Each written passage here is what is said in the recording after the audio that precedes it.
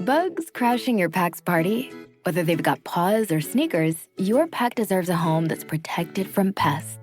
That's where Wondercide comes in. Plant-powered protection made with steam-distilled natural essential oils that actually work. It kills and repels fleas, ticks, mosquitoes, and ants without questionable ingredients or overpowering smells. Safe to use around kids and pets when used as directed. Lab-proven to work fast. And proudly made in the USA. We offer sprays for pets, people, homes, and yards. Plus, spot-on treatments, collars, and even shampoos. Whatever your pack needs, we've got it covered. Founded by a pet parent looking for a better way to protect her dog Luna, Wondercide's now protected over 21 million lives and counting. You might have even seen us on Shark Tank. Go to Wondercide.com and use code WONDER20 for 20% off your first order. That's WONDER20 at Wondercide.com. Wondercide. Protect your pack with plant-powered Wondercide today. Your kids could get free or low-cost health coverage from Medicaid or CHIP. Even if you've applied before, they may be eligible now. Kids up to age 19 are covered for checkups, vaccines, dentist visits, hospital care, and more. And if they already have Medicaid or CHIP, remember to renew every year. Visit insurekidsnow.gov or call 877-KIDS-NOW. Paid for by the U.S. Department of Health and Human Services.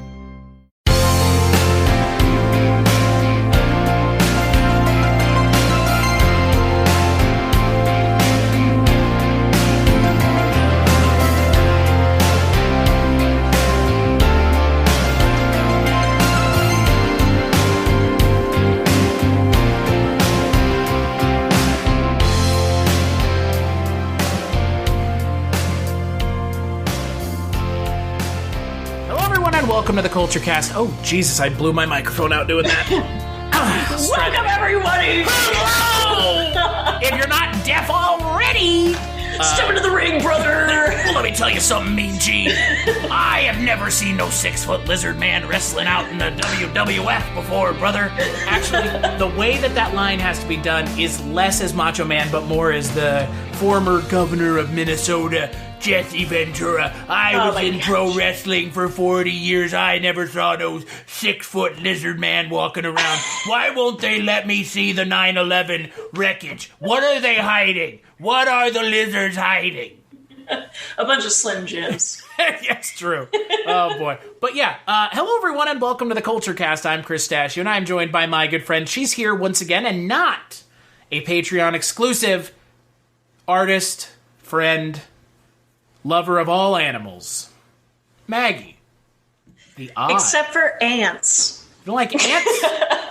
What did ants ever do to you? You live in Ohio. They don't even have fire ants there. Yeah, well, no, not fire ants. No, just sugar ants. They're always in my bathroom. I hate it.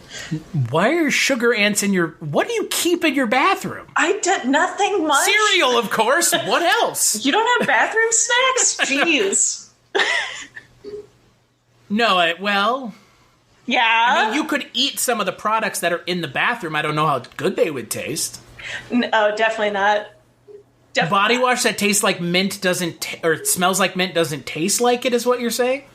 No, that's toothpaste, Chris. Oh, is that why it tingles? Yeah, that's the minty taste. Have you ever thought about... This is a complete weird tangent. Have you ever thought about eating toothpaste, like, when it's in your mouth? Oh, dude, I was hyper aware of it as a kid. Like when they would do that fluoride stuff at the dentist and they're like, now don't swallow this. And it's like, why would they make it flavored like sugar though? So that if you do swallow it, you have a taste for it. Like blood. Yeah, exactly. It's little kid nicotine. Ladies and gentlemen, this woman has a taste for fluoride because she ate so much as a child.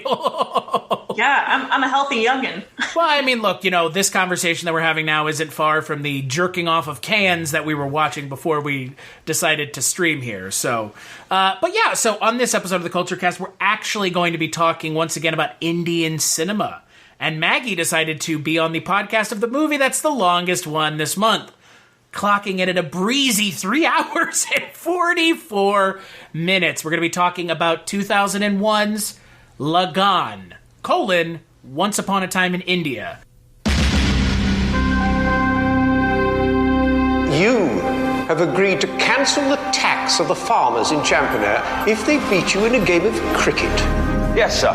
We also understand that if you lose, you will cancel their taxes for the next 3 years. Not just Champaner, but the entire province. If they lose, which they will have to pay the Queen 3 times the tax. A young farmer, with the help of a stranger, I want you to tell them that I would like to help them learn the game. Yes, Benson. must convince an entire village to risk everything and believe that any dream worth having Next time, I will shoot you. is a dream worth fighting for. Columbia TriStar Home Entertainment proudly presents one of the most remarkable productions in India's cinema history. An epic musical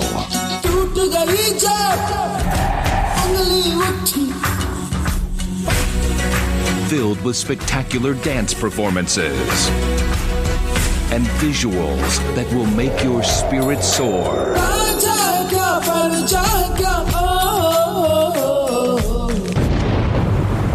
From award-winning director Ashutosh Gowariker, starring acclaimed actor and producer Aamir Khan, in a motion picture that BBC Online calls an Indian modern classic and a must-see.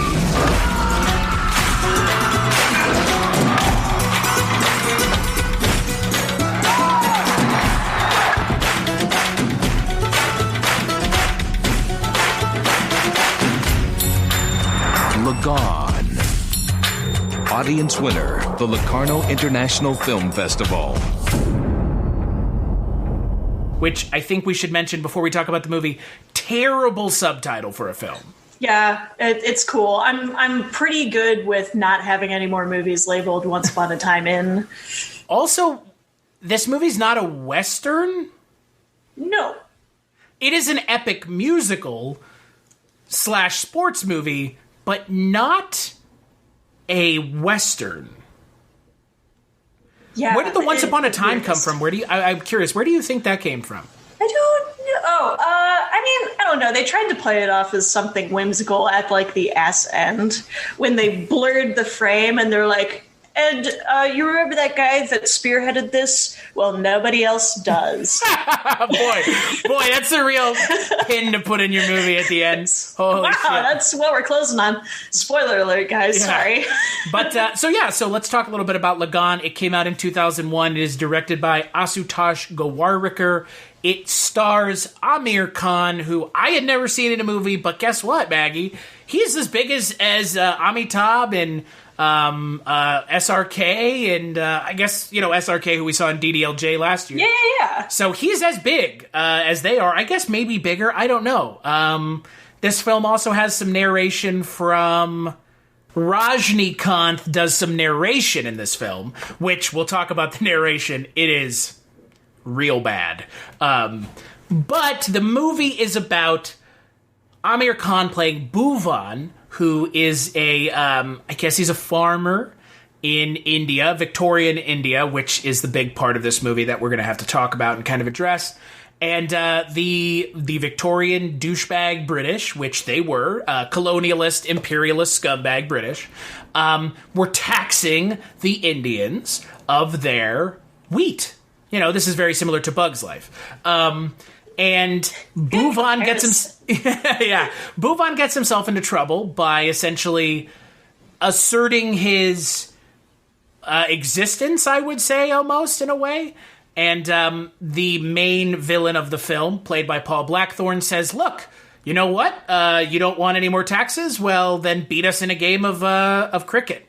Or Gilly Donda, I believe is what it's called in the... They were talking major smack since it's a kid's game. Exactly. Which is hilarious because mood. Yeah, exactly. It is a children's game, sir, that you are playing. I mean, awesome on sports, but yeah, it do be true, though. Yeah, I mean, look, I was having this conversation yesterday of all times, which is kind of weird. Yes, baseball, football are children's games. That doesn't mean you can't make money doing it. Oh, hell no. You can make a frick ton of money. Make a lot of money doing it. But at the end of the day, it's still a children's game. Yes. Yeah. It just gets very complicated because then adults play it. Exactly. Which is part of the charm of this, like, high-stakes novelty wager. Yeah. Which we seem to always be paired up for, since our last novelty wager was Mr. Go. It's true. With gorillas. Well, then there was a wager in Redline, too. Bingo! See? Yeah. So it's all about, with Chris and Maggie, it's all about the wagers. Yes, the wagers and sports films. So. Exactly. But so this whole film's the whole setup of the movie is Aamir Khan says, I don't want to be taxed anymore. He gets the entire rest of his village and the kind of area in trouble because he agrees to a game of cricket, a high-stakes game of cricket, that if they lose it, they will have to pay 3 years' worth of tax in 1 year. And if they win, they don't have to pay taxes for 3 years. And that's the entire movie. And it's kind of a sports musical, I guess. Meanwhile, they're going through a hell of a drought since it hasn't rained. Magical drought. Oh, yes, missed it. It was very magical. We're going to sing a song, and there goes the rain clouds. Oh, man. Almost hesitate to call it a musical. It's almost poorly timed. I almost forget halfway through that there's music in it until it starts happening. Well... Bugs crashing your pack's party? Whether they've got paws or sneakers, your pack deserves a home that's protected from pests. That's where Wondercide comes in. Plant-powered protection made with steam-distilled natural essential oils that actually work. It kills and repels fleas, ticks, mosquitoes, and ants without questionable ingredients or overpowering smells. Safe to use around kids and pets when used as directed. Lab-proven to work fast. And proudly made in the USA. We offer sprays for pets, people, homes, and yards. Plus, spot-on treatments, collars, and even shampoos. Whatever your pack needs, we've got it covered. Founded by a pet parent looking for a better way to protect her dog Luna, Wondercide's now protected over 21 million lives and counting. You might have even seen us on Shark Tank. Go to Wondercide.com and use code WONDER20 for 20% off your first order. That's Wonder20 at Wondercide.com. Wondercide. Protect your pack with plant-powered Wondercide today.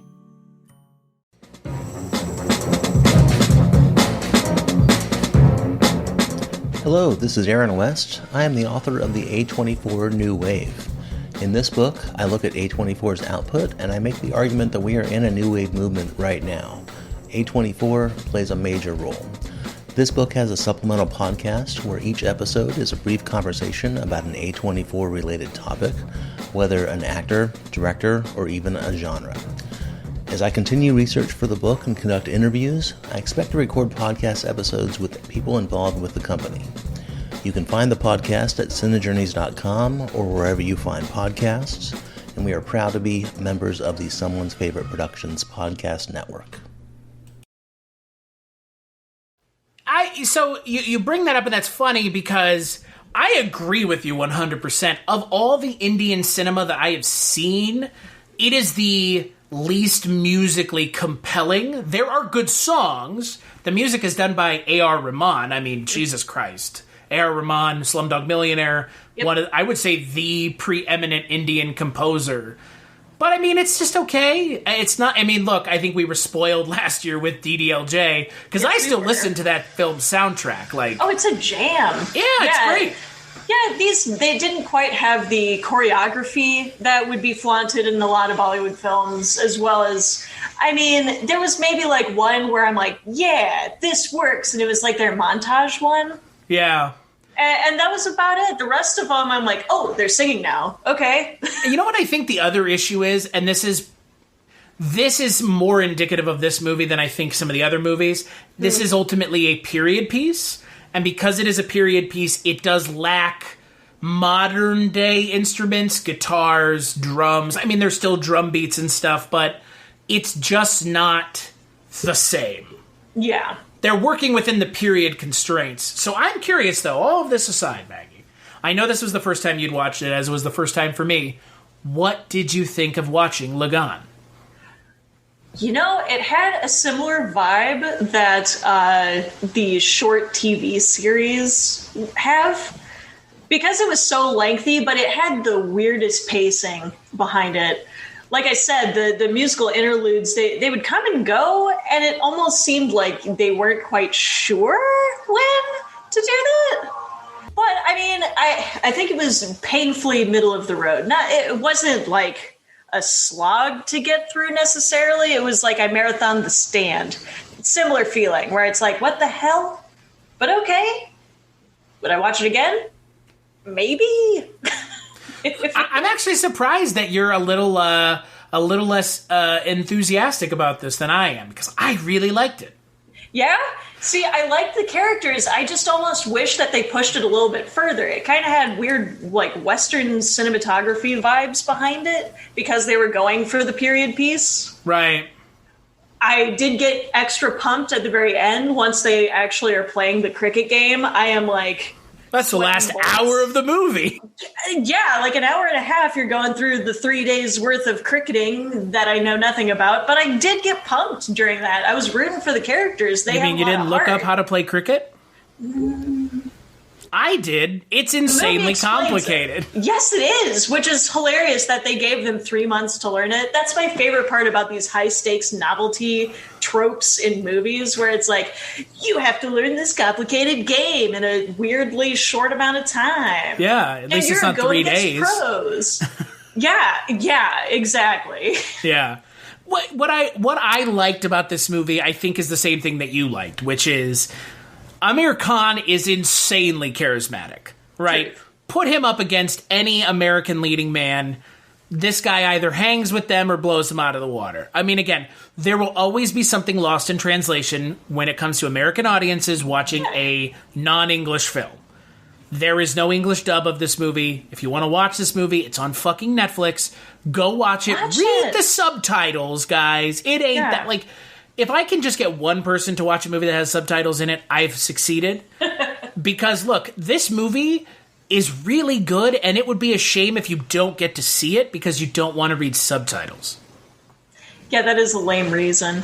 Like, I still enjoyed watching it. It was just, it did not hit as much as I thought or wanted it to. Sure. It almost felt like it was holding its punches. Because, yeah, all of those characters I would die for. Like, the fortune teller specifically. My freaking dude. I knew it. I thought to myself, I'm like, Maggie is going to love that character. It's either that or the guy that can't speak but just screams the whole time. Like, these characters were fantastic for as ludicrous as they were.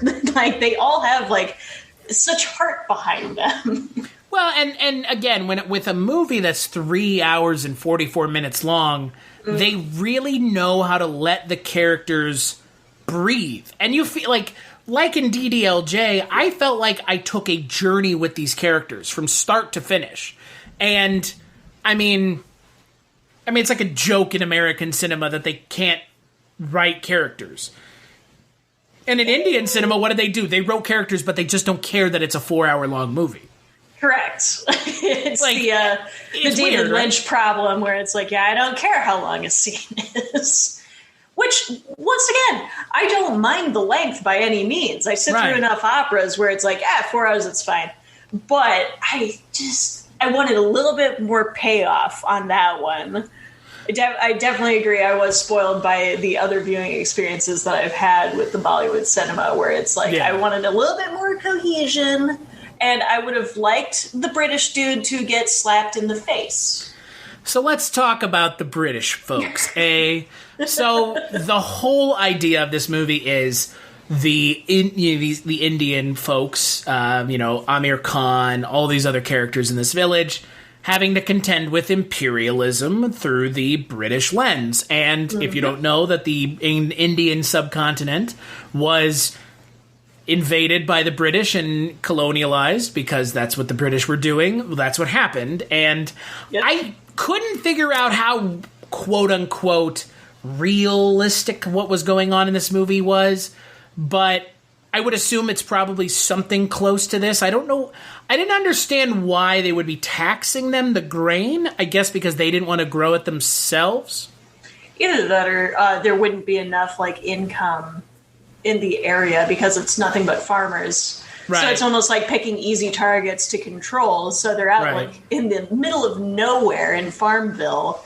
And yeah, what do they have? Well, they have stuff that we could trade across the continent because a bunch of people want exotic stuff. Exactly. Like their frickin' grain.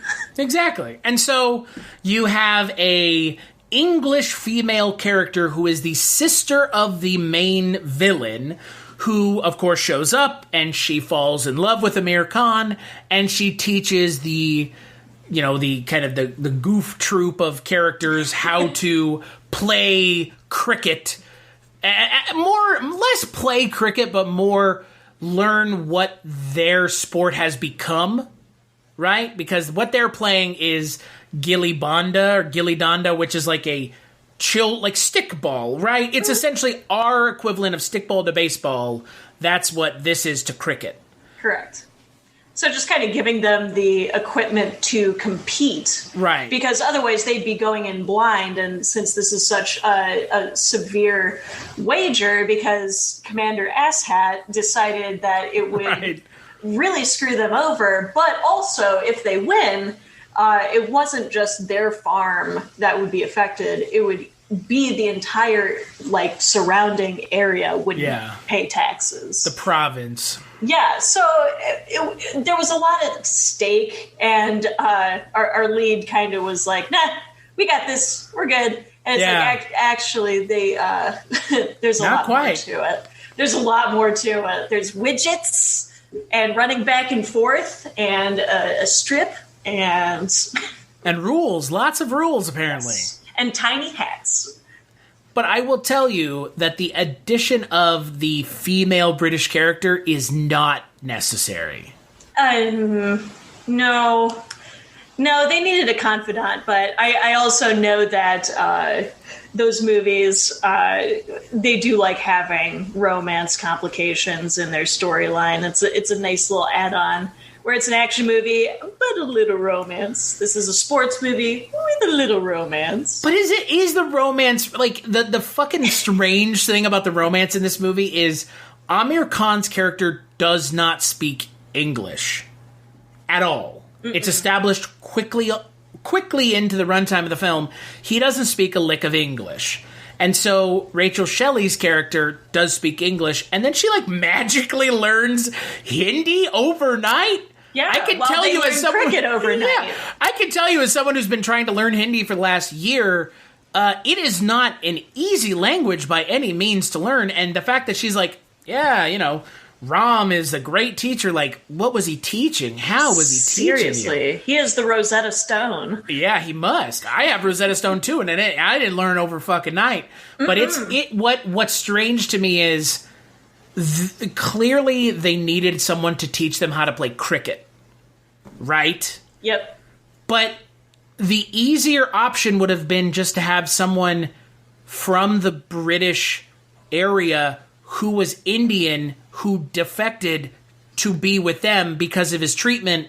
Yeah. But they have that character in the movie already. They actually have two that qualify. Yeah, it's true. Her little butler guy. Yeah, Ram, thank you. And then the guy that breezed in from the other side of the Providence to help them because of his personal vendetta against the British.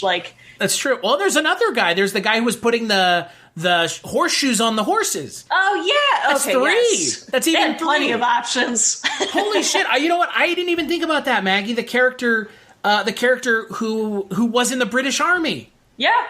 What the fuck? Yeah. Yeah, he's my second favorite. Because he was great. He's the Piccolo of the group, and I love the Piccolos of the group. Strong silent type? And I'm the enemy, but now I'm friends with my friends so that we could communally screw the British over. It's true. It is weird to me because, look, Rachel Shelley's not bad. I've seen enough the L Word to know that she's a good actress in other things. Yeah. But her addition here is unnecessary, and then when we get to some of the songs later on, it is laughably bad. It's laughably bad is a good description. It's distracting. I mean, you have a traditional Indian cinema film which it's I would say it's one of the better songs in the film. And then all of a sudden you just have her singing in English. Just a weird add-in. Like, yeah. I get that it was the early thousands, but we don't need to be showy about it. No, it felt tacked on. Very, very tacked on. And honestly, the romance between her and our lead was really... It was so bland. I didn't think that she was even, like, pursuing that until the end. Was it like the daring and garishly handsome native savage boy? That's what attracts me. That's what it felt like. Right. And like that, he has a vest and earrings. I exactly. like him. He's wild and he's ethnic. He stands up to people. Yeah. It all smacked like for a film where there are lines where it's like, kill the white people, like, right. And then you have a character who's like, I want to fuck our lead. And there's a scene in this movie that I really take not offense at, but there's a scene in this movie that doesn't really play well. And you have her talking to Aamir Khan, and she's like, I can't say it. I don't want to say it. I'm in love with you. And he looks at her, he's like... Bugs crashing your pack's party? Whether they've got paws or sneakers, your pack deserves a home that's protected from pests. That's where Wondercide comes in. Plant-powered protection made with steam-distilled natural essential oils that actually work. It kills and repels fleas, ticks, mosquitoes, and ants without questionable ingredients or overpowering smells. Safe to use around kids and pets when used as directed, lab-proven to work fast, and proudly made in the USA. We offer sprays for pets, people, homes, and yards. Plus, spot-on treatments, collars, and even shampoos. Whatever your pack needs, we've got it covered. Founded by a pet parent looking for a better way to protect her dog Luna, Wondercide's now protected over 21 million lives and counting. You might have even seen us on Shark Tank. Go to Wondercide.com and use code WONDER20 for 20% off your first order. That's WONDER20 at Wondercide.com. Wondercide. Protect your pack with plant-powered Wondercide today. Hello, my name is Kevin Tudor, and I'm one of the 3 hosts of Almost Major, a film podcast dissecting many major indie studios and the films they release. Every week, myself, Charlie Nash, and Bryden Doyle discuss overlooked, forgotten, or bona fide classic indie films via studio-specific miniseries. We've previously covered numerous films from Artisan Entertainment, Lionsgate Films, and New Line Cinema. Titles including The Blair Witch Project, American Psycho, Dogville, But I'm a Cheerleader, Saw, Requiem for a Dream, and Ringmaster, you know, the Jerry Springer film. Anyways, we have a fun time every week and we hope you will join us. Subscribe to Almost Major wherever you get your podcasts. Now proudly a part of the Someone's Favorite Productions podcast network. Cool. I don't understand what you're saying. And like that strikes the core of my issue with that character. It's like, why are you in this movie? Yeah. Please leave. Yeah, I didn't get it. And then at the end of the movie, she just leaves anyways. Yeah, exactly. And apparently was very down and out about not getting the man of her dreams that she can't understand. So much so that she never married and was his unrequited love until the day that she died. She was there for like a month. Right.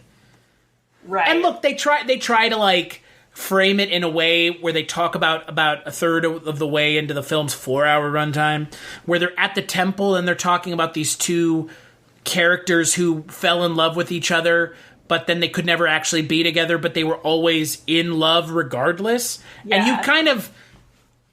you have Aamir Khan and Gracie Singh and Rachel Shelley all together in that scene, so you know what they're going for. It's very overt. It's not subtle at all. And then they reference it at the end of the movie, and I just thought to myself, I was like, this isn't earned. We knew where this was going. Right. You told us where you were going with this very early on. Yeah. There was a song about it. It was so obvious. There was a song about it. Exactly. There were a couple songs about it if you paid attention. Yeah, it's weird. And look, it has nothing to do with the involvement of white actors in the movie. The actor who plays the villain, Captain Andrew, played by Paul Blackthorne, he's great. Mm-hmm. Perfect, like sniveling, stiff upper lip, stodgy British dickhead. Perfect. Yeah, you want to punch him the whole entire time. Every time he purses his lips and looks at the camera. Yeah, he's great. He's great. And he's been in a bunch of other stuff. I completely, since I ignored the fact that there's a Dresden File TV show, he actually plays Harry Dresden. And he is good. It's just not the way that I picture it, so I don't acknowledge it. So was also in Arrow, right? Yeah, he was. I've never seen the Dresden Files, so... No, I read the books. I'm a nerd. Yeah, good. I hope so. You're good. Here, aren't you? You fucking better be. You better be if you're Get my out, friend. Squares. If you're not a nerd, what are you doing here talking about a 4-hour-long Indian movie about cricket? Yeah, I was just being polite when you were showing me cans only. Now I'm here for this, huh? Well, I guess we're going to talk about this movie. I'm just like Elizabeth in the movie. I'm too terribly British and polite to take my leave and exit an entire movie. I wonder why they thought it was necessary to have a secondary love interest for the main character. I really wonder what the need for it was, because nothing comes of it. Yeah, I don't know. It could be either between they just kind of wanted the complicated love triangle type of thing, or they could have gone with like some humanity. Whoa, geez, I can't word today. But to kind of humanize the British so that it's not like they're not all bastards. See, this one person is good. But I don't know. It was so tropey that it was hard for me to look past it and rationalize it. But whatever reason for the trope, it was probably, just a really bad one. Well, that's the thing. I mean, it actively works against how good this movie is. It actively makes me not want to watch the movie in its entirety again. Yeah. Because, she kind of gets sidelined towards the end of the movie. She stops having as big of a part in the film once we get to the cricket game proper. She essentially is just part of the audience, making... She steps in once for, one of the calls that they didn't have rules for yet. Right. She stuck her neck out then as if, 1890s gentlemen would listen to her anyway, but... Don't use your logic on this podcast. Hey, man, I'm just saying. They'll be like, excuse me, woman, would you mind getting off this cricket pitch now? You know of crickets. You're just a woman. You should be barefoot in the kitchen making me food. But I mean, it's look, when you have a character like this in the movie that you give so much time to in the first half, I mean, they really give her a lot of time. She interacts with a lot of characters, and then she just fucking disappears. Yeah.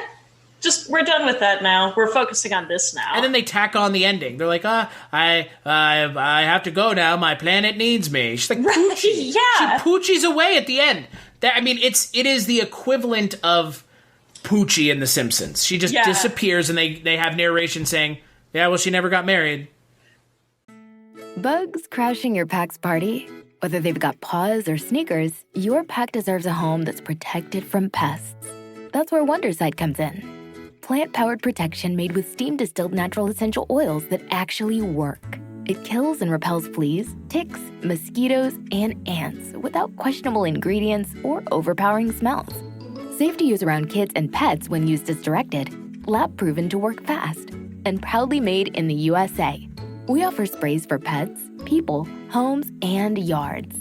Plus, spot-on treatments, collars, and even shampoos. Whatever your pack needs, we've got it covered. Founded by a pet parent looking for a better way to protect her dog Luna, Wondercide's now protected over 21 million lives and counting. You might have even seen us on Shark Tank. Go to Wondercide.com and use code WONDER20 for 20% off your first order. That's WONDER20 at Wondercide.com. Wondercide. Protect your pack with plant-powered Wondercide today. Have you ever wanted to dive deeper into the horror movies you love, Beyond the Blood is a horror podcast for fans who want more than just surface-level screams. We do deep dives into the movies that shaped us, digging into director commentaries, behind-the-scenes stories, deleted scenes, and the special features that most people skip. Each episode is a love letter to the genre. We break down how these films were made, the creative risks that paid off or didn't, and the lasting impact they've had on the genre as a whole. From 70s slashers to modern nightmares, we celebrate the craft, chaos, and characters that keep us coming back. If you're the kind of fan who rewatches movies with the commentary on, or you simply grew up in the video store horror aisle, the Beyond the Blood podcast was made for you. New episodes every single week. Subscribe, and let's dig deep. Welcome to the Beyond the Blood podcast.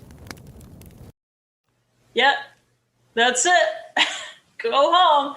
And the main character was forgotten. I still love that was, like, I had to rewind, because it's like, they left on that? They sure did. Yeah, they did.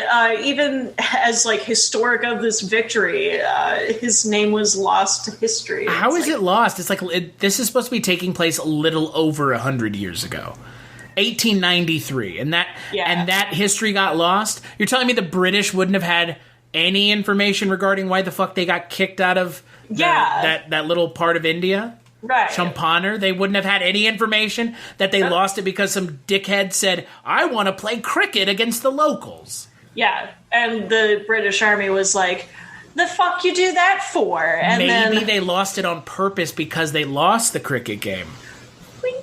You know, hey. But that's doing the work for them. Yeah, that is totally us doing the work for them. It is. It really is. We'll leave it on the blur frame that they left it at. So let's talk about the narration. So the narration is done by Rajnikant, who's a very well-known Indian actor. You can see him in things like Entheron. But he does the narration. It's either him or Amitabh does the narration. I think it might be Amitabh, actually.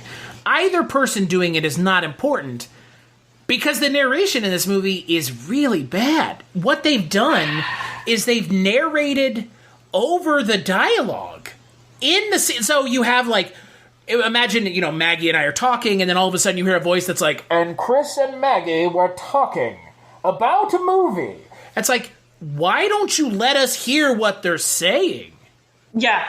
Well, and I think the thing that really got me, and I don't know, it was almost charming in such a bizarre way, because, they do talk over the English-speaking action that's going on. It's almost exclusively the English-speaking action, by the way. No, it is, because whatever, they're speaking English, but it won't kick in until several minutes after the scene has started. So it not only talks over, but it backtracks. It's like if you bring your grandparent to a movie that you just recently sat down to watch with them, and they're like, okay, so this is what happened, as you're trying to just jump in. Yeah. It's very strange. I've never seen a movie do this before. Have you? No, that's part of the reason why I'm like, this is fantastic. And the thing that you mentioned, I think, is the more important part. It's the fact that it doesn't. It's not like it's a while into the scene. You have the characters actually talking and engaging with one another, and then all of a sudden it drops the level down, and then you hear the narration, and the narration is literally just saying what they just said. Right, very storybook-like too. I guess the question I have is, if you were to watch this film without English or Hindu to English dubbing, subtitles, I guess, would that scene have subtitles for what they're saying in English, or would it just have the narrators? Right. And that's what I was wondering, and that's why the pacing really threw me off on the cuts that the narration has. Because I totally understand, like, if they're just speaking English, it's like, all right, whatever, we'll catch up to speed, because you can see what's happening. But, like, you could just jump right in on that one if you wanted to.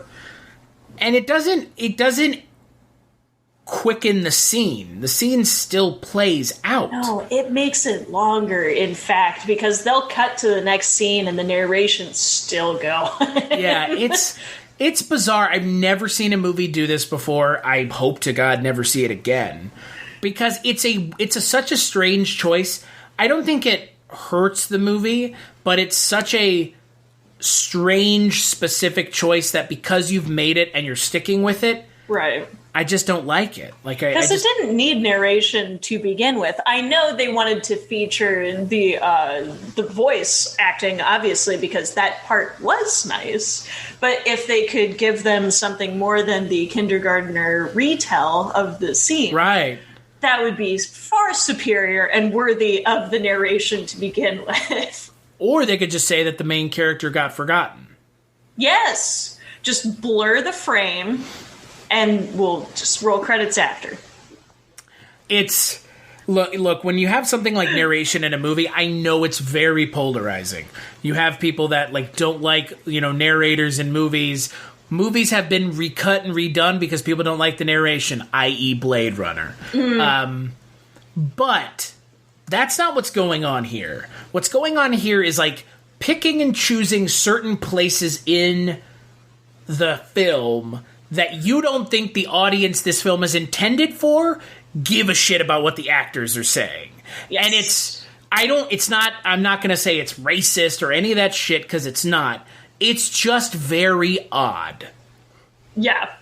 Yeah, especially when, like, I remember one of the weird colloquialisms that Andrew said to her when he was like, "You're helping them," and it was like, "My foot, you aren't."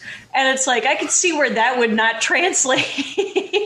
But they wrote the dialogue. I know they wrote the English dialogue. Yeah. It's not like they were like, "All right, ad-lib this." But how do Westerners talk? What do they say? Right, especially in 1890. Right, especially in a film that... the weirder thing is this film came out in 2001. Yeah. This is not like 1965 where, like, well, maybe the Indian audiences have no interest in Western filmmaking or Western actors. It's like, no, this is in 2001. This film is nominated for an Academy Award for Best Foreign Film. Dang. Yeah, it didn't win, but it was nominated. I mean, it probably didn't win because of the narration. There's quite a few odd choices thrown in here. Yeah, well, yeah. I will say, though, that of the odd choices, this is the narration to me is like the absolute standout. Yeah, I suppose so. And I think that's part of why it's reminding me of these like made-for-TV movies that would span out a couple days. Because I think digesting it in chunks instead of, gunning it in 2 days, it would make a difference in my to case. Me. Yeah, right. You got the solid marathon. Yeah. But, I mean, splitting it up, I could kind of see how these segments would function almost a little bit better for me personally, just as like my intake palette, because of all these odd things, because they kind of show up intermittently, like after a commercial break, and then there's this like, hey, so these British people are doing this. You would have known this, but I'm talking over them. Anyway, so here's how the guys are doing. Actually, now that you put it like that, it makes more. It would have made more sense like that, right? And like that grand finale would have slapped. I'd be like chomping. The whole at the episode is the cricket game. It would be the last day of the cricket game. Would be the final episode because that was a solid bulk chunk, and man, that was dismal, just seeing all of the batters just getting knocked off the list. And it's like, oh, no. It's, I will say that the finale of this movie, other than the fact that it's, again, well made, it's a technically impressive piece of work. Right? Like, this is a technically impressive film, especially the finale. Because filming sports convincingly can't be easy, and then filming a sport like this where you have to be in front of those, I mean, the camera a lot of the time is essentially over the shoulder of the other batter, because in cricket, so let's just get this out of the way, cricket is not insanely complicated, any more complicated than maybe basketball, baseball, football is, but I have the ability to know what those are because I've seen those a million times, as I'm sure so many of us have, even if we don't want to. But cricket is essentially baseball, cricket, what cricket is you have two batters standing opposite from one another, and then you have a guy who's throwing the ball, and he's trying to throw the ball to hit the wicket, which is the 3 pieces of wood that have 2 little pieces of wood on top. You're trying to hit it to out the batter. And then the batter can hit the ball in 360 because it's a round arena, unlike not like baseball, because baseball behind you is not really in play. It's more in front of you, yeah. And in cricket, the person who throws the ball is trying to hit the little wickets, and the batters are hitting the balls, and when they hit the ball, in baseball, instead of running the bases, they run back and forth. Mm-hmm. So there's 2 batters, and they run back and forth from one another, scoring runs, and then when they get out, they're out for good. Yeah. This is almost like one and you're done. Cricket is normally played. There's 3 different kinds of cricket. One of them is test cricket. One is, I think, 1 or 2 day cricket. And then there's tournament cricket. Cricket normally takes like 2 or 3 days to play. So with that out of the way, you can imagine then if they're capturing this footage as realistically and naturalistically as I think they really are in this film, the amount of work that went into these scenes is just, I can't even fathom it. Oh, especially for the actors. I remember going through it where it's like, whatever like scoffs that I had at like the oh darn reactions every now and then, it's like, but mad props to the people who are actually hitting the ball, because all of these people are actors. Yeah. And cricket bats are insanely unwieldy in my opinion. And the ball is tiny. Yeah. And because since it's not like baseball where you have to have the ball shooting straight at you, you can bounce it. Or throw it up and over them, even. Exactly. Yeah, it's which is what your favorite character in the movie does to get one of the batters out. He parabolically throws the ball up and over him to hit the wicket. I mean, look, it looks fun. It really does. Bums me out that cricket isn't a thing in the United States, because as someone who has had the opportunity to go to India and watch cricket with people who live in India, who I can tell you, one of the funniest nights I've ever had in my entire life is at a 5-star hotel in India. Cost $20 a night, because of course it did. Getting drunk with a bunch of Indian guys who were friends of my friends that I was there with, that they worked with. I don't know shit about cricket. I know more now than I did 10 years ago. But just being drunk and watching cricket with people who love cricket is so much fun. Honestly, I never minded the I'm not much. I think football's the only one where I'm like 50-50. But like my parents, they are always watching baseball. And I keep up with it just to kind of have that familial thing. Because we grew up in a baseball house. Like my sis did the softball Your house thing. Was a baseball? It was a baseball. Did they have a hard time keeping it in the same place at once? And it smelled like a bowling alley shoe. I was about to say it smelled like leather all the time. Leather and mud. Delicious. Do you know that thing about the mud with baseballs? Do you know about that wacky shit about the mud? What? There is one... this shit's going to blow your mind. There is one swamp in the United States that only one family... Bugs crashing your pack's party? Whether they've got paws or sneakers, your pack deserves a home that's protected from pests. That's where Wondercide comes in. Plant-powered protection made with steam-distilled natural essential oils that actually work. It kills and repels fleas, ticks, mosquitoes, and ants without questionable ingredients or overpowering smells. Safe to use around kids and pets when used as directed. Lab-proven to work fast. And proudly made in the USA. We offer sprays for pets, people, homes, and yards. Plus, spot-on treatments, collars, and even shampoos. Whatever your pack needs, we've got it covered. Founded by a pet parent looking for a better way to protect her dog Luna, Wondercide's now protected over 21 million lives and counting. You might have even seen us on Shark Tank. Go to Wondercide.com and use code WONDER20 for 20% off your first order. That's WONDER20 at Wondercide.com. Wondercide. Protect your pack with plant-powered Wondercide today. He knows about, and that is the swamp that they take the baseballs to, the baseballs for the MLB, to rub them with mud to There's condition a secret the leather. Swamp? secret swamp where they rub baseballs with mud for the MLB. Did I just blow your mind? Nobody knows about this shit. Yeah, because I want a secret swamp. What the fuck? Yeah.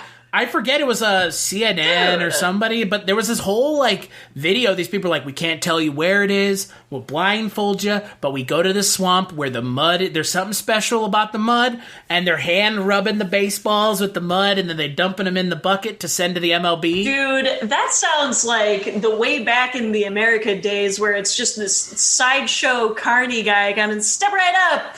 You want luck? We'll give you luck. And then I got these mud baseballs here. Yeah, it's like selling sea monkeys. That's genius. You're making so much money just because of your mystic mud.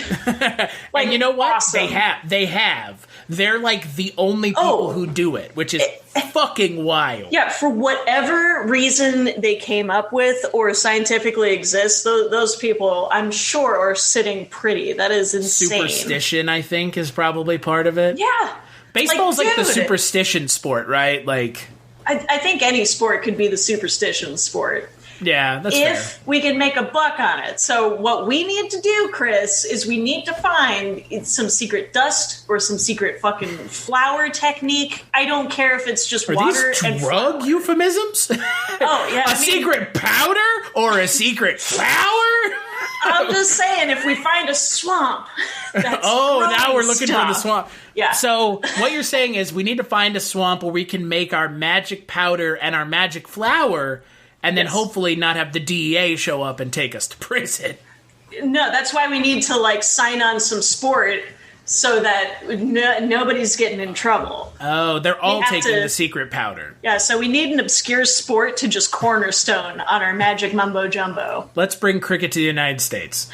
Excellent. Is it weird that we don't play cricket in the United States? What's the deal with that? I mean, I guess we have a hard enough time with soccer as it is. I think it's just because, like, most short-sighted people are like, well, that's just a bastardization of baseball. And it's like, it's stickball.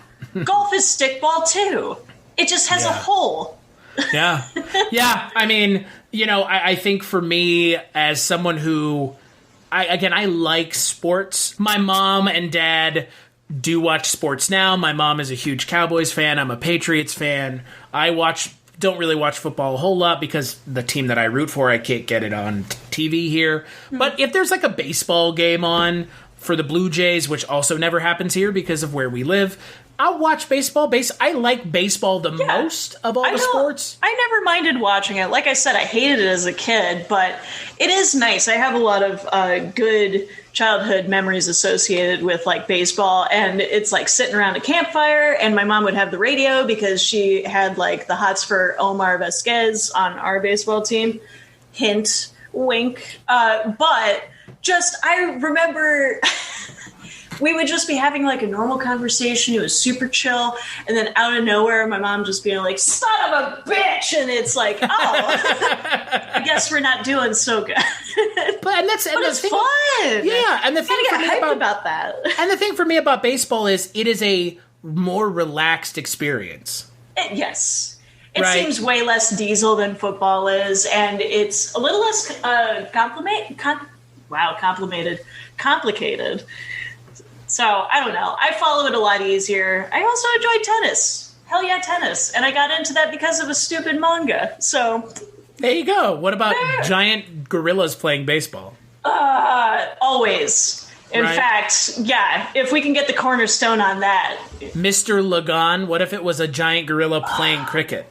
Yeah, I was hoping that was instead of the guy that blew in from the other province. I was hoping Mr. Go shows up.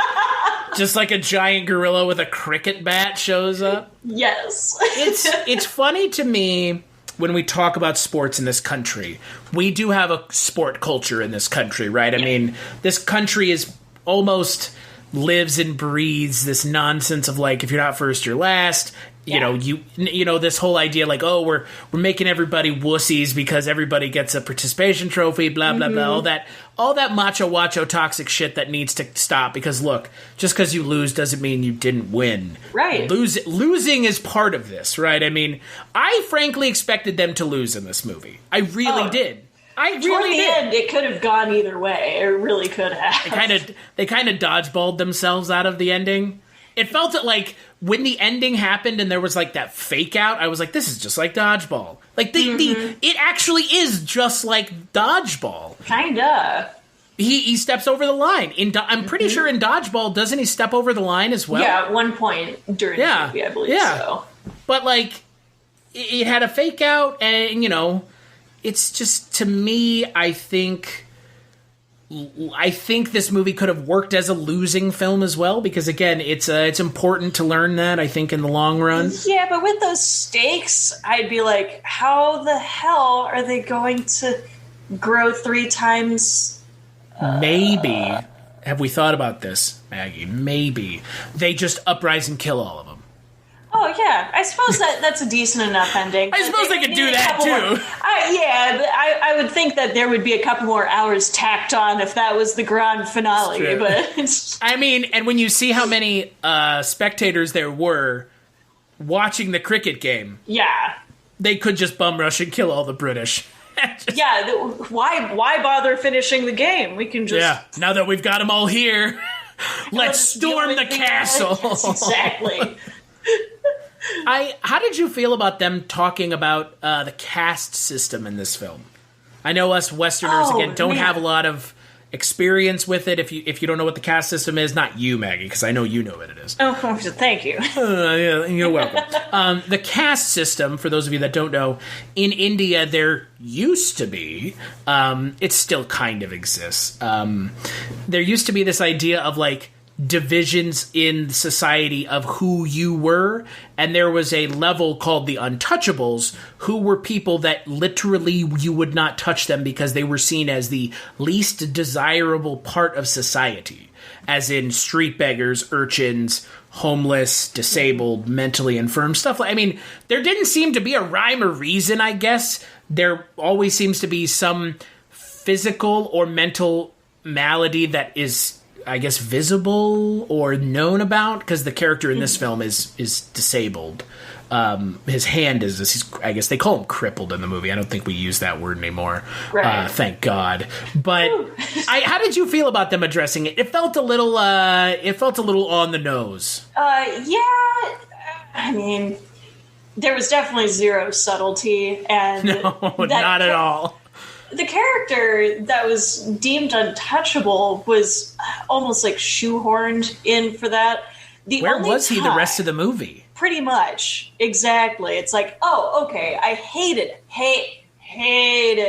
that the fact that they tied it in is because he could throw a mean curveball, and it's like, oh, wow. With his special hand, Maggie. Yeah, with his claw hand. With his claw hand. He has a disabled hand that's given him the power to throw spinning balls, I guess. Yeah, the mystic differently abled is not quite a good look. But I will say... That has fallen out. We've fallen out of that trope. Oh, just please no. But I will say, his role toward the end of the movie during that epic last episode, final half, I actually enjoyed, because that was when it was down to the last couple runs that they needed to achieve in like the last 5 rounds that they played through, and it was at the last one, and they had swapped their sides so that our dude could only coach him on, and it's like you actually need to hit this ball. There's a lot riding on it, and it's like that wasn't bad. That really wasn't bad. I didn't mind how that resolved itself, but literally any other scene with that character is just so cringy. I hate it. And the other thing, to your point, if they're going to have that character in the final scene like that, have him be the reason they win. Right. Yeah, agreed. Like, he did pull his weight, and I thought it would be really interesting if that were the case. Like, they did a fake out where he does hit the ball, and it looks like it's going out of bounds, but then somebody, catches it. Which, oh my gosh, I'm sorry. It just popped into my head. It was one of my favorite, random details of this movie that had me cracking up for no reason. But how many times are they fake catching a ball? Because, dude, so many is the answer. Oh, yeah. Yeah, too many. It's like a kid where they're like, ha! I got it. And it's like, no, you didn't. I can really tell. Didn't. There was no impact noise to any of them. And it's just these people cupping their hands being like, I have it. And it's the finale of the movie. It's the actual finale of the film, which I like the way that they did it, where he steps out of bounds and he's catching the ball. Yeah. Because that's clearly what they were doing, the way that they shot it. They're shooting it from like his like chest up. Yeah. And you can see the reaction of the people in the background before he realizes what happens, which is really clever. Mm-hmm. But yeah, that is not... Yeah, all throughout the movie with those fake catches. Like, I understand you're working with actors and you're doing a shit ton of takes and it's already hard enough doing the lines and stuff. You don't want to have to be like, and you catch a ball on top of it. But also, I don't know, just have somebody off screen doing like the little toss. Well, that's what they were doing with a lot of the times they were hitting, because some of those balls were traveling very, very slowly. I know. It's so charming. They definitely really, like, they found a good halfway point with really good action sequences and just really, like, kid grade reaction shots of, like, the British going, like, you didn't get it? I didn't get it.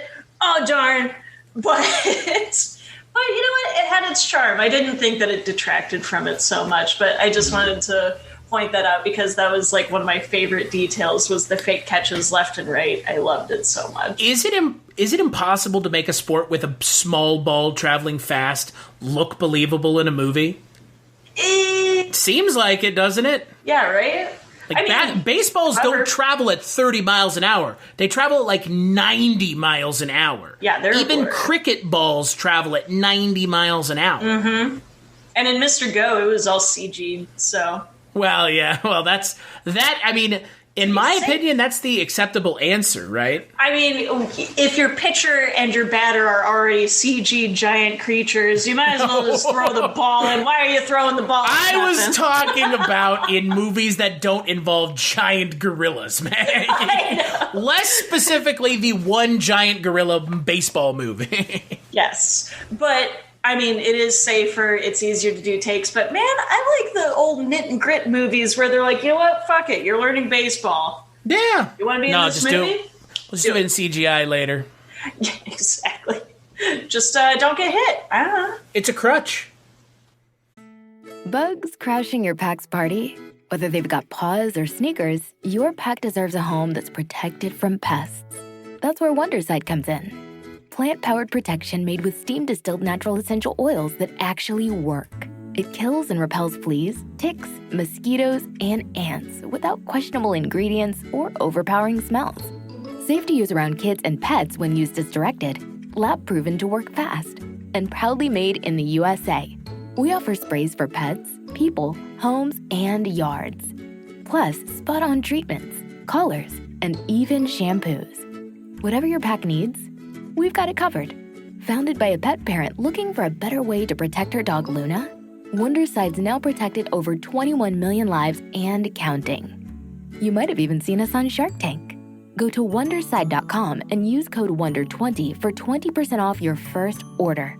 That's WONDER20 at Wonderside.com. Wonderside. Protect your pack with plant-powered Wonderside today.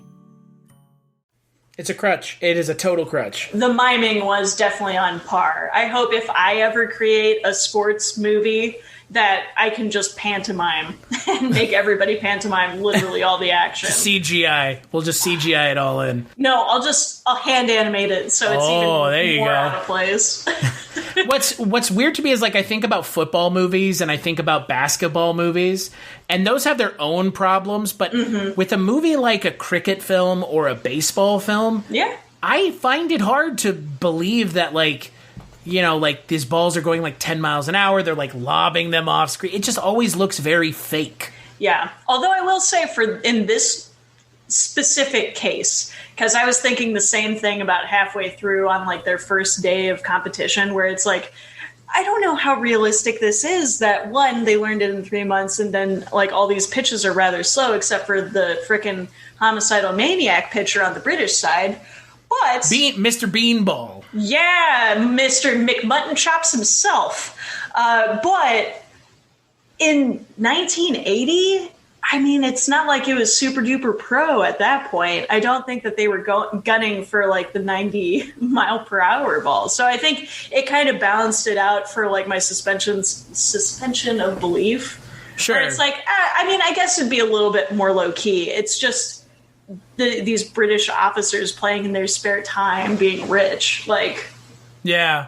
At least it's bored. Not pros. Yeah. But, like you've mentioned, I do like a lot. I do like a lot of what's going on in the sports action scenes, because that is the brunt of this movie is like learning how to play, and there's like these montages. I think you could have cut like an hour out of this movie. Ooh, boy. Yeah, the training montages were 50-50, but I will say the action does carry the movie quite nicely. I say an hour only because there are parts that it feels like they're just like, there's like this whole like putting the team together thing that this movie does, and it takes a while. Yeah. It takes a long time. And then you actually have a secondary antagonist in this film. Oh, One of the villagers who is in love with the woman who's in love with the main character. And he turns on them and then unturns on them like that. I mean, it's like immediate. Like, there's so much going on in this movie. Yeah, that's another temple scene too that I didn't understand why they filmed it there. Like, yeah, I get it, like sanctuary and shit, but it's like I was almost waiting for that to be thematic. It just wasn't. No, like if you introduce a secondary antagonist into your film, they need to be not believable, but they need to have more to them than I want to see you fail because I want the woman that is not interested in me anyways. Which is a fine reason to go rogue, but then don't have a jelly spine and go back immediately after being caught. Exactly. Like, just a little more effort, because that really ruined the character. I was fine with him being a bastard. I'm like, oh, hell yeah, this is going to be toasty. And nothing. No, it's very strange. I mean, it's, look, Paul Blackthorne is good enough as the main antagonist, so it doesn't really need a secondary villain.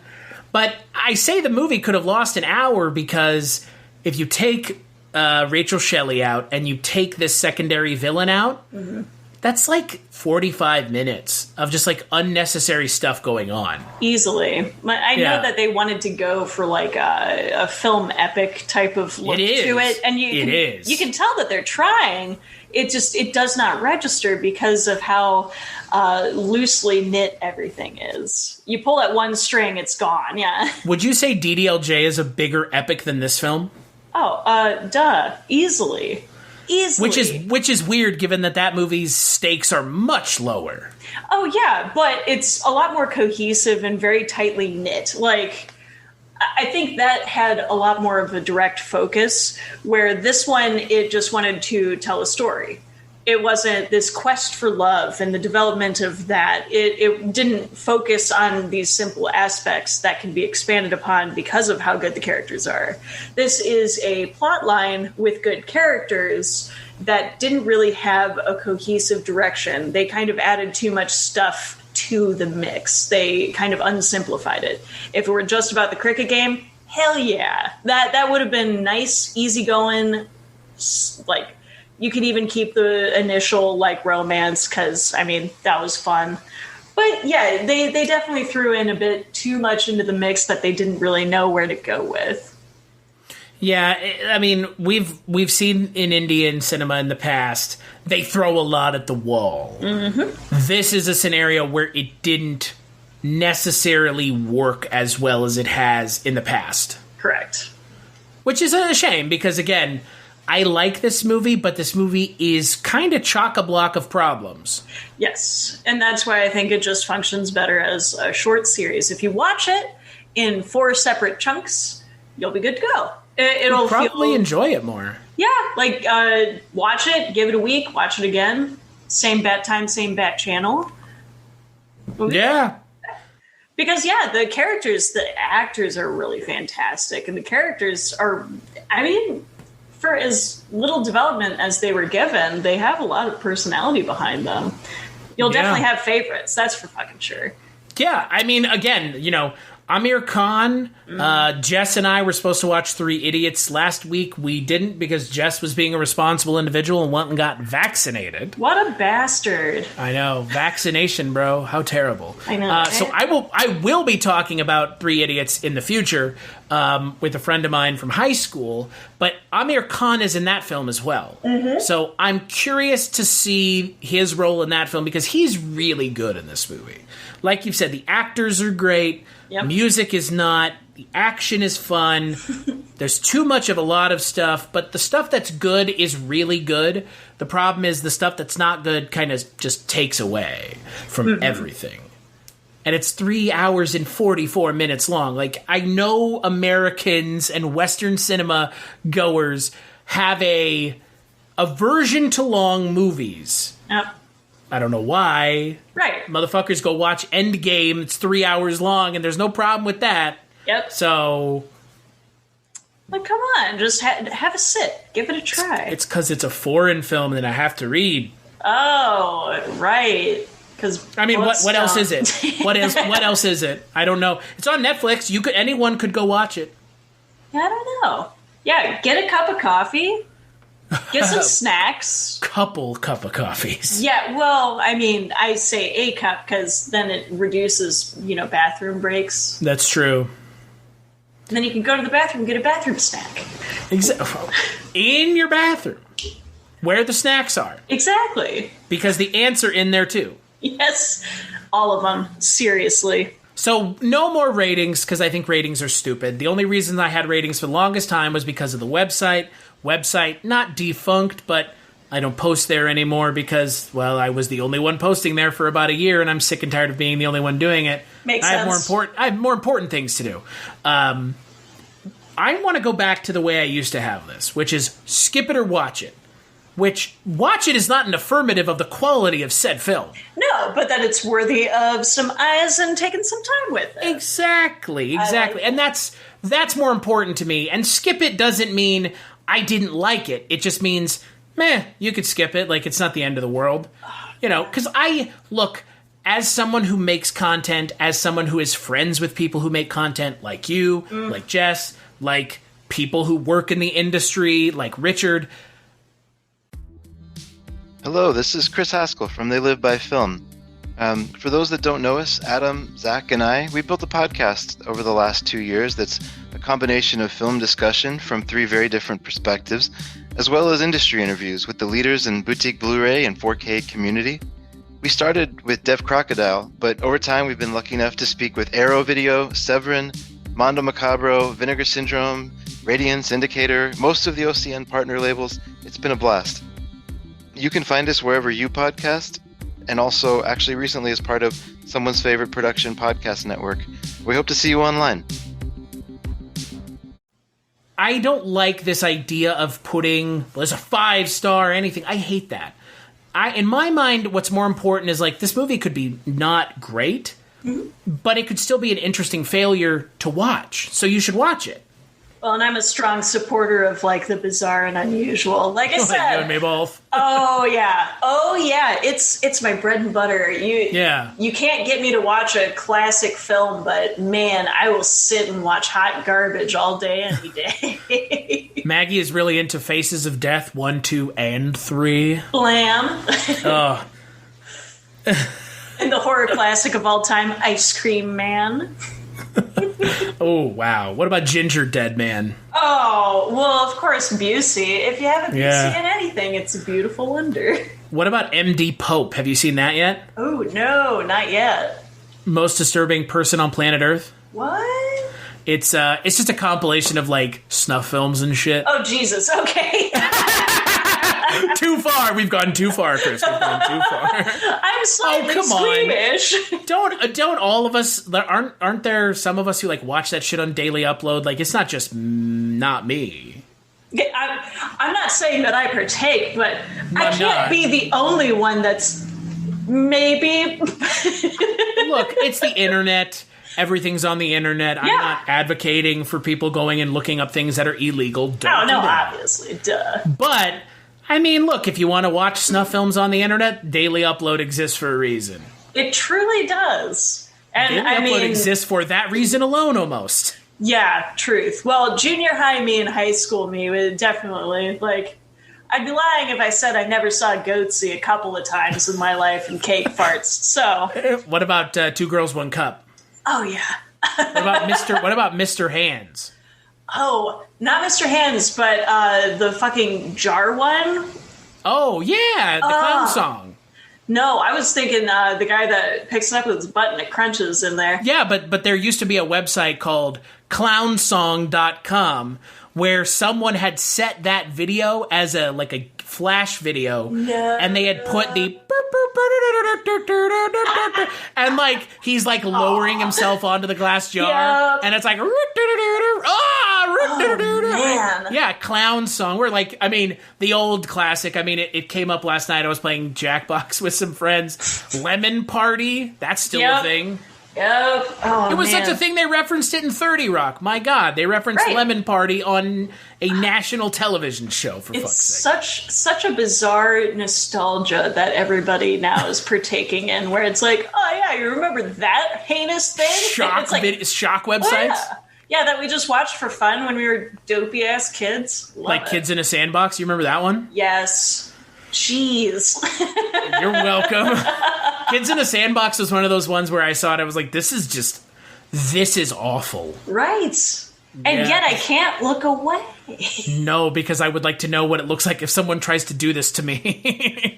Run! Yeah, sadly now I'm way too squeamish for my own good. I pass out during movies now. That was not a thing.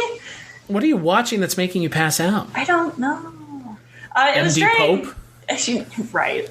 Salo 2.0. Yeah. No, it's just during film festivals now I just get triggered because of my brain and shit, and even getting shots I have to turn my brain off because it will shut my system down. I just overthink things. Did you have to do that when you got your vaccine? Thankfully I didn't pass out then, but I definitely was sweating through my shirt both times. Wow. Just being Maggie is still a 5-year-old at heart. Yeah, definitely. For needles and hospital shit, yeah, you bet your ass. Yeah. Hey, you know what? Last week I went and had dental work done, and they gave me a shot at the top of my mouth and a shot at the bottom, and then she was fixing the fillings on the top. She did that perfectly fine. And then she was fixing the filling on the bottom. She had to give me 4 extra shots. Yep. I'm the same way, man. And I got a root canal. It was oh good. Oh, no. Yeah, I have to tell them, seriously, you need to give me 2 shots. And if they don't listen, I get bitchy because it's no. I know specifically the feeling of a dentist drill on my teeth. Please fuck off and give me more shots. And my hands are right here, and if you do anything, I will pop you both. Right. I mean, that. I was also within reach of your tools. I would find one. The dentist, she was like, "Are you okay?" And I was like, "Do I look okay?" I'm gripping the fucking armrest here. Just do what you need to do and get done. If you're a dentist, don't take this the wrong way, but you guys have terrible bedside manner, and you need to figure that shit out. just because we have to go to you does not mean you can treat us like pin cushions that you insert your fucking needles and drills into. Right. And also get worse tasting fluoride so kids don't get addicted to that shit. That too. Bringing us all the way back full circle. I can't help Maggie, it. I got it. Yeah, you got it. You did it. I didn't have to. You did it. Maggie, would you suggest to someone to watch it or skip it, and why? You know what? I'd say I'd probably go watch it. Honestly, for as much guff as I give this film, I think that it is worth it for the last half. I think that's freaking awesome. And once again, there's some really good actors. And considering this was made in 2001, I think it is a complimentary and almost introductory movie for some people. For some Indian movies, it wouldn't be my top suggest, but if it was somebody that needed that weird in between Western cinema and Indian cinema, I think this is a good middle ground because it's not full blown. They don't really push too much of the Indian culture and mannerisms that they have through cinema. It's kind of sprinkled within. You get a couple musical numbers, you get a lot of the cultural thing, but something about it felt so Western in its cinematography, in its cinema. It does feel like a Western-made film. It's that weird battle that they have with those two approaches to filmmaking that it makes it unique. It doesn't quite push it forward, but I think it's a nice mid-ground for people that aren't familiar with it too much. Yeah, that is something we didn't mention, and it is something I'm sitting here thinking about. It does not feel like an Indian cinema film. Not 100%. Not in the way that DDLJ did. No, not in the way that so many other films that I've watched. And look, neither here nor there, frankly, in the way that I perceive a film to be Indian or not. But it did feel, like you've said, it feels very middle groundy, very introductory. So, not a bad thing, though. No, not at all. Because once again, you at least get the best parts of Indian cinema, which is all of those actors in one spot. And I think, like I said, the latter half of the movie, totally worth it. That was engaging as hell. And, to your point, I don't think it shows the better parts of Indian cinema in a way, like the musical numbers, right? The extravagant musical numbers. I mean, this film is lacking in that. And I know I was talking with a friend of mine. He's going to be on the podcast later this month about Three Idiots. And he was like, the music in the film is really good. I mean, the choreography is good, but the songs are not memorable at all. We definitely got spoiled with, because... Yeah, DDLJ's music is really good. It's a jam, and the choreography was so well done. Yeah. It was such a lush background, and I know there's just not too much that you can do with 1890 farm village in India. Right. But, I mean, they did try. It's just... There was maybe 2 songs that I'm like, yeah, I'm down. I do like the reoccurring tax song where it's just one line. It's not tax evasion, but it's close enough. Lagaan. Yeah, but it's just they just didn't push it as far as they should have. No, they should have. And they should have kept British Elizabeth the fuck out of any of the numbers. That was just heinous. Yeah, I agree 100%. I would say, for me, it's a watch it, but go into it knowing that this is not necessarily the way Indian cinema always is. Mm-hmm. This is very Western, not in a bad way, right? But it's Western in a way that I wasn't expecting. But at the same time, now that I've seen it, it makes perfect sense in a way. Yeah, because again, it is almost like a British/Indian made film. Mm-hmm. Because there are, in some of the other films, I mean, in DDLJ, there are no white actors. No, and they're in Europe. Right. For most of the film's first half. Bingo. They're in Europe. No white actors. No European actors. Nothing. But in this film, obviously, because it's Victorian, Victorian era India, which I thought was interesting. It's just, like you said, it puts these kind of constraints on everything from the start. And those constraints bled into the music, bled into... Really, the music. I think the music is the thing that suffers here the most. Yeah, because it's such a cornerstone of Bollywood as a whole. Yeah. It's like, we're almost chomping at the bit for seeing how you're going to pull this mess off. Come on. Yeah. I was hoping for a giant cricket number, and I was so disappointed. With all of them riding on crickets? Or just even if they were holding cricket bats and did some choreography with the fucking widgets or some shit. I don't know. There was an opening and they didn't do shit. Well, what they could have done is they could have taken it and done like they did in Robo, which I know you haven't seen, but in Robo, instead of setting some of the songs in the world, they just kind of go, yeah, there's a song taking place essentially on a soundstage. And it's like a musical interlude. With the characters in kind of a setting that evokes what's going on in the movie or maybe what's going on in the song. Yeah, it's a nice little pocket universe going on there. I like that. Like in Robo, there's a song that they perform. They're not here at any point in the movie. They perform a song at Machu Picchu. That's awesome. And there's no reason to be in Machu Picchu. There's no reason to be performing a song at Machu Picchu. The film doesn't take place at Machu Picchu. takes place in India. But they're performing a song at Machu Picchu. They could have done that here. Is it expensive? Sure. Does it maybe feel out of place? Sure. But does it fix the issue of a uncreative songbook for this film? It might have. Yeah. Well, and it's just the sheer pageantry that they go for. It's almost like this weird one-upmanship. Like, for a lot of U.S. movies, that'd be comparable to the action sequences. Yeah. Our cinema really prides themselves on doing like the next biggest, greatest, craziest mashup choreography of like hits, punches, weapon use.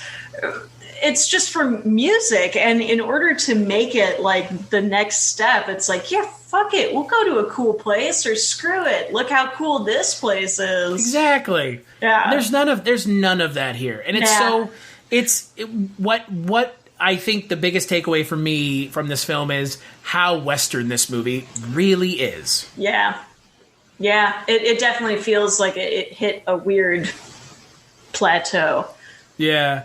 And especially, again, for a film that's ostensibly about the uprising against the Westerners, it's very weird that this movie steers into it as hard as it does. Yeah. Yeah.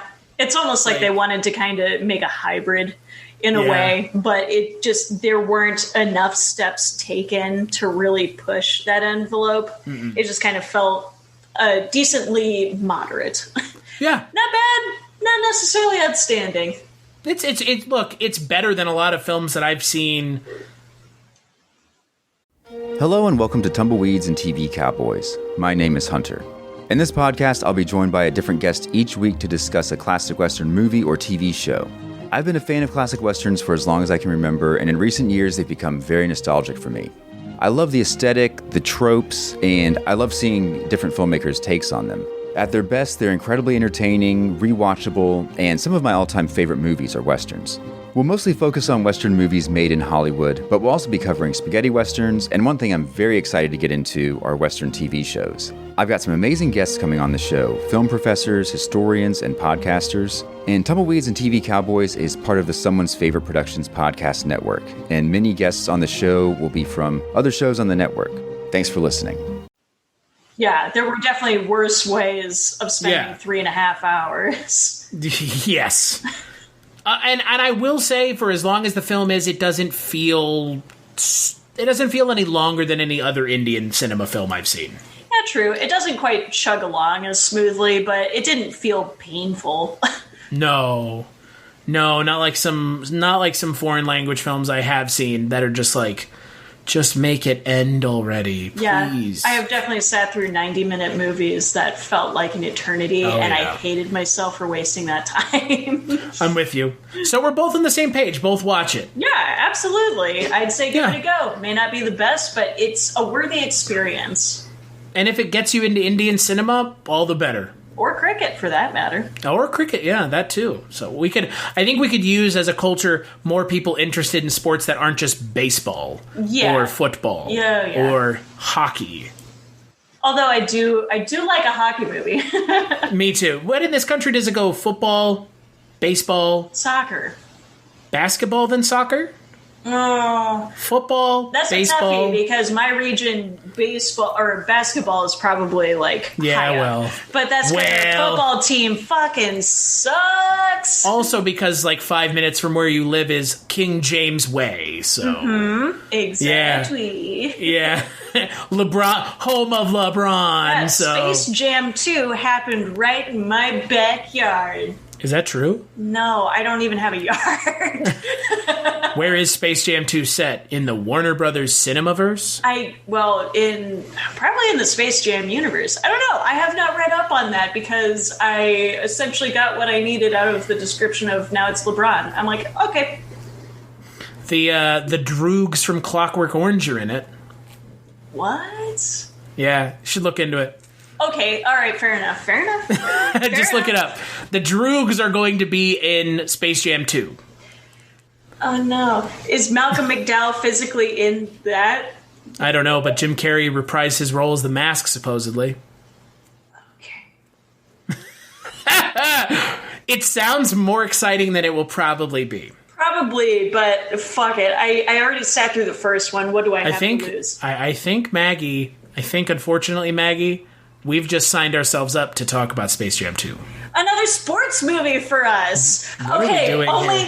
What have we done to ourselves? Chris, only if we watch Shaolin Soccer, because god damn it. But that's a good movie. I've seen that. It's a fucking great movie.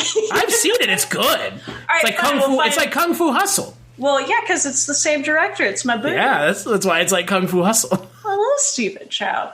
I will find another great sports movie. Does Shaolin Soccer have Sammo Hung in it? Or is that Kung Fu Hustle that has Sammo Hung in it? Or is he in neither of them? Or I'm just thinking of another fat Asian actor?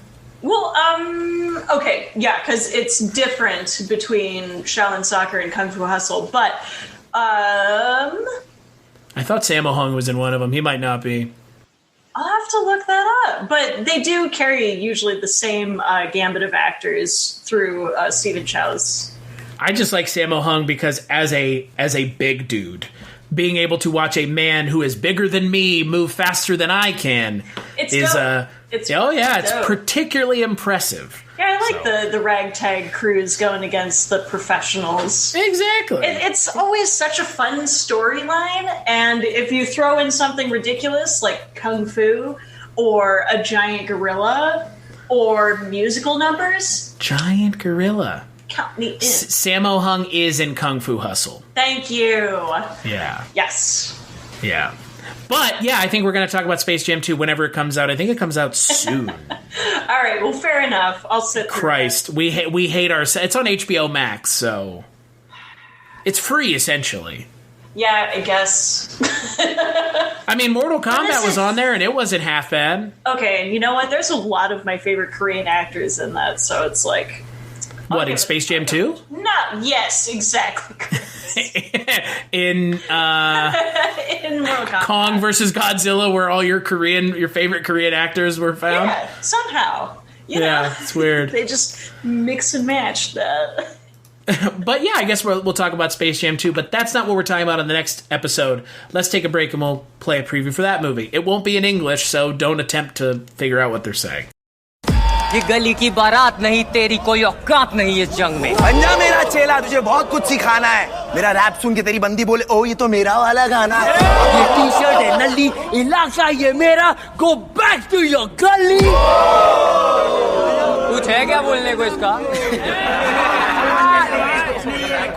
अब बहुत बेटे चुपचाप क्या घंटे का इंसाफ देश कैसे होगा साफ इनकी नियत में है दाग सिर्फ छोटे मेरे को लगा था वो रैप भी का बहुत शौक है करके इसको रैप बोलते हैं ये देख मेरी गाड़ी मेरे जूते ये देख दारू छोकरी सफीना तुम्हें कुकिंग आती है नहीं लेकिन अगर सब कुछ सही रहा एक दिन मैं आपका लिवर ट्रांसप्लांट कर सकती हूँ हाँ मेरा भाई ये तो नोटों की सरकार है ना नोट से बनाते अपने बेटों को ये स्टार मेरे बॉयफ्रेंड से गुलू गुलू करेगी तो धोपतुएंगी ना उसको बहुत बड़ी गुंडी है तू अच्छा छोड़ ना सॉरी फिर से नहीं होएगा ऐसा कहा मेरी कसम मर जाएगा तू अकेला इंसान फिर गाड़ी तेरी चार क्यों घर में है चार फिर रूम्स तेरे 8 क्यों कोई बड़ी मुराद अगर सपने में दिख जाए तो उसके लिए ट्राई करने का ना कुछ जो करने का है तो कर अब बोलो आसादी तेरा अब्बू एक ड्राइवर है नौकर का बेटा नौकर बनेगा ये फितरत है अब बोलो आसादी मैं कितना पैसा झोंक रहा हूँ मैं पढ़ाई में ये पढ़ाई कर रहा है ये रंगापा कर रहा है ये अगली बार अगर देख लिया मैंने समझ लेना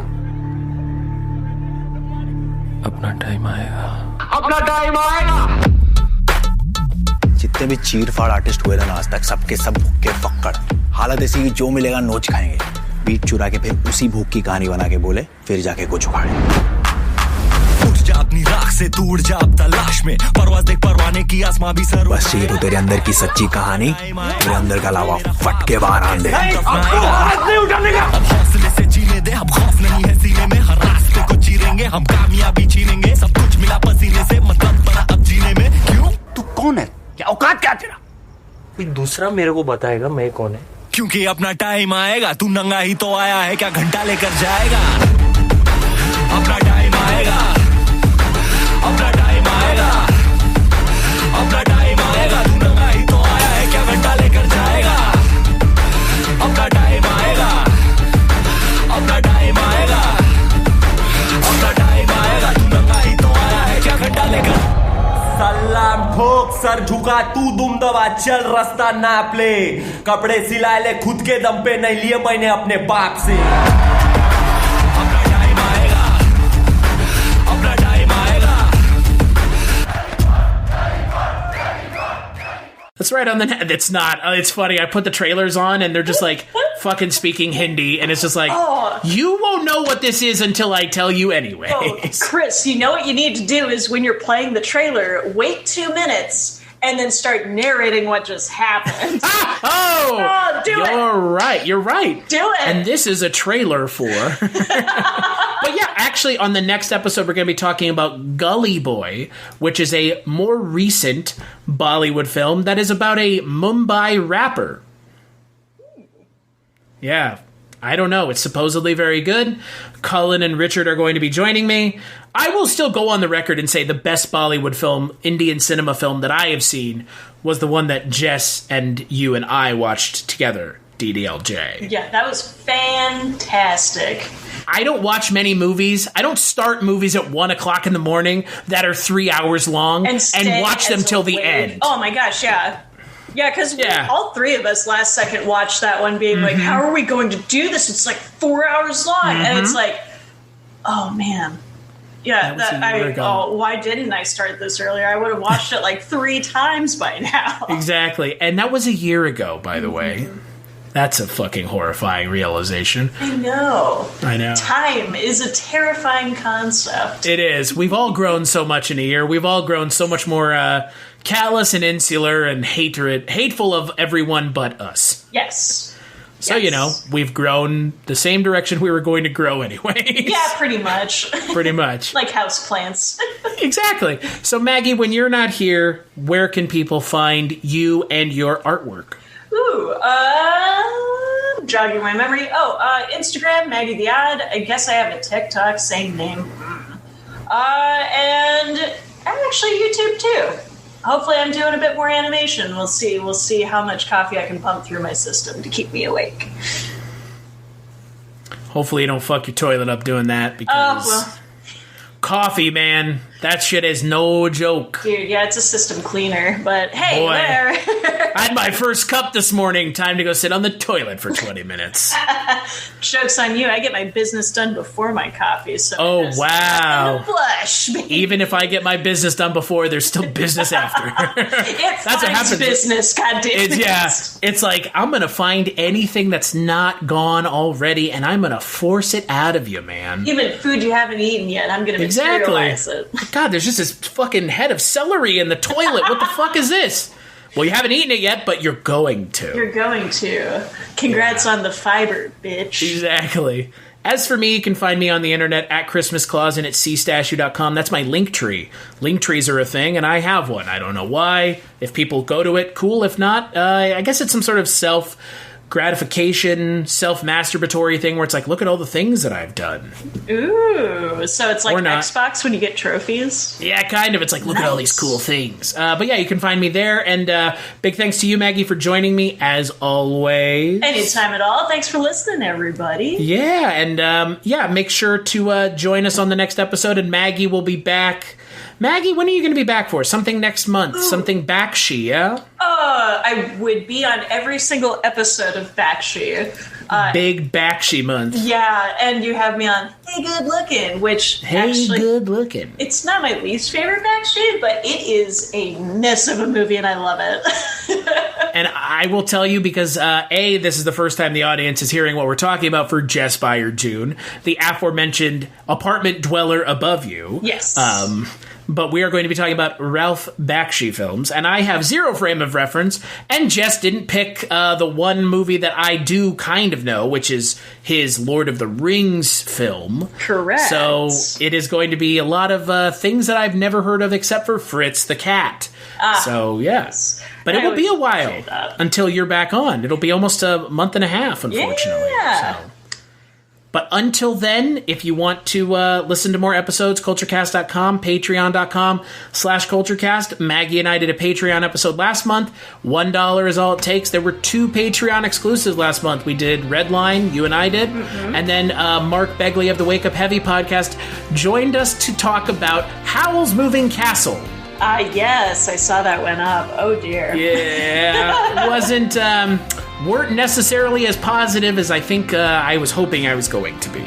Wow. So, but $1 is all it takes to get access to that extra content. Kulturecast on Twitter, and as always, catch you on the next episode.